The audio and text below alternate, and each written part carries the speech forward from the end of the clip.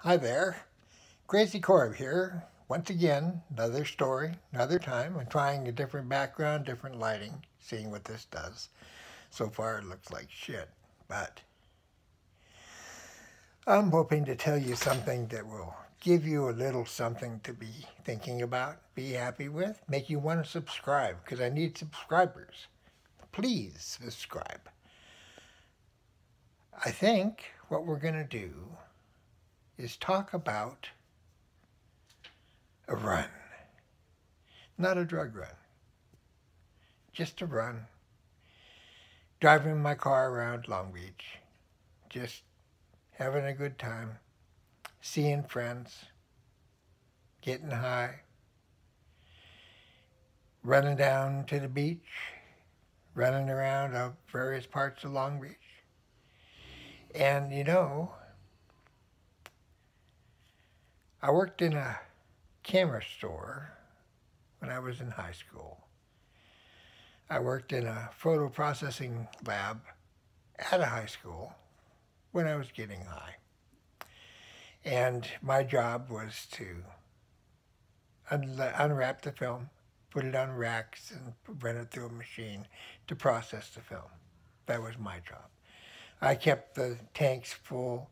I kept things working. I kept things running.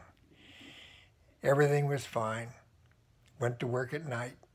I think I started around 4 o'clock, got off around 12:30 or 1. And everything was doing good. I thought I was doing well. I'd been there for several weeks. And then one day, I dropped some acid and went to work. Oh boy. I got in, made sure all the tanks were full, mixed the chemicals I needed to mix, got everything lined up, and started pulling rolls of film out, sticking them up on the rack, putting the number on it, putting the throwaway paper in the trash barrel. Never thought about what I was doing, just did it. It was all mechanized as far as I was concerned. Once I loaded everything, it all did its own prep. Only thing I didn't really think about was that while I was high, the tense, no, it's, the feeling of my fingers, the tensile strength, anyway, I lost the feel, so I couldn't tell the difference between paper and film. No big deal unless you're dealing with 127 or 620 or 120 film, and which is what I was started off with. And during the night, I would do 700 or 800 rolls of film, running it through the machines. And I got confused. So I ran the paper through the machine and threw the film away. That by itself was a big mistake. A huge mistake. My biggest problem was that while I was at work, in my mind, there was this huge torch burning in the corner. And so I thought I could see and do everything fine with all the light I was getting from that torch. Of course, it was all hallucinations. And I'd been doing it for like 2 hours, 2.5 hours. And there was a bang on my door, and the general manager came in, and he goes, "Stop what you're doing." So I stopped. And he said, "Do you realize what you're doing?" And I said, "I'm running the film through the machine." And he goes, "No, you're running the paper through the machine. What have you done with the film?" And I went, "Oh, fuck. The film's got to be in the trash can then." And he goes, before he could finish saying, "Don't do anything," turned the light on. Looked down, and I said, yep, there's the film. Turned the light back off, and he goes, what in the hell are you thinking of? And I said, what do you mean? He says, you just ruined all the film. There's 100 rolls of film that now we can't process. We don't even know if you put the right numbers on the right papers. He said, you just created a huge mess. And I thought about that, and I went, well, I'm really sorry. And he goes, sorry my ass, you're fired. Get your shit and get out of here. I went, okay. And I picked up my stuff and opened the door, looked at the guy, and turned the lights on, and I said, the film's ruined. There, now you can look to see what the fuck's going on. And I walked out.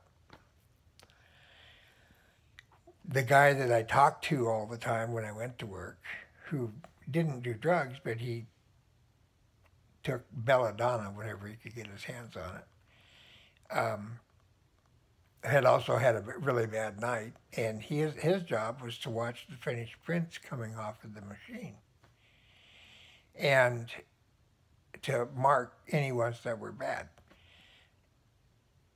Apparently he had gotten hypnotized by the prints as they came off, and he fell into the machine and broke the paper, which screwed up all of their plans and programming and the way everything is set up. Everything's set up so that everything runs and everything falls where it's supposed to, and rarely is there a mistake and somebody gets somebody else's film. The way he did it, he managed to throw about 30 or 40 different people's film all together. So he was also fired, and we were going out the door at the same time. And I looked at him and I said, what did you do? And he said, well, I got hypnotized and fell into the prints and broke them on the machine. What did you do? And I said, well, I lost touch of feel and processed all the paper and threw all the film in the trash. And he laughed and he goes, oh, fuck. Because, see, he would have got the film after I was done with it and loaded it in his machines. So he realized that basically there was going to be a 1 hour gap where nobody would be working his machine anyway.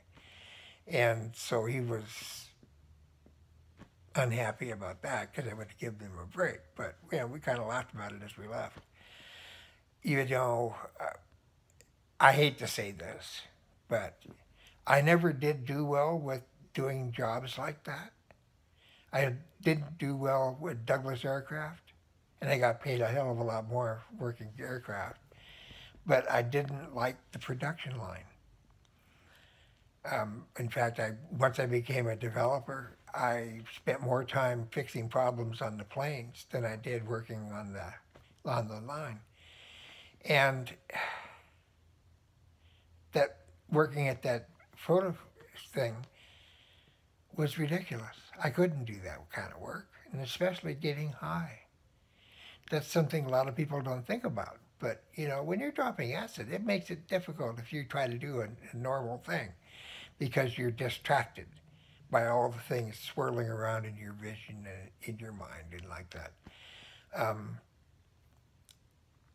That's something that I think about a lot because I do get occasional flashbacks, especially if I smoke some decent weed.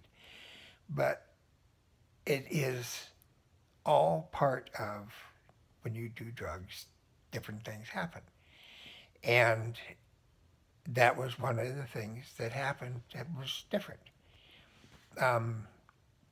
Could I do a job like that now? Yeah, more than likely. I mean, I did almost, 27 years of testifying in court and talking to people and doing interviews, taking pictures and stuff like that as a private investigator. I did a lot of court testimony in my cases. And nobody ever hassled me about whether I was a druggie or not. Of course, I cut my hair short, was clean shaven, and wore a suit. But that didn't mean that I wasn't a hippie. I still was a hippie. Good Lord. I'm still a hippie. I mean, 71 years old. I'm still a hippie. You think I would know better, but I don't. So, there you go. That's another little quick story. So I'm glad I was able to relay it to you. I hope you enjoyed it. I hope you subscribe. I hope you hit the like button. And I hope I see you more often. I'm starting to do videos every day. So I'm building up a surplus of different things to look at. Hope you will come and go through them and enjoy them. But do subscribe, please.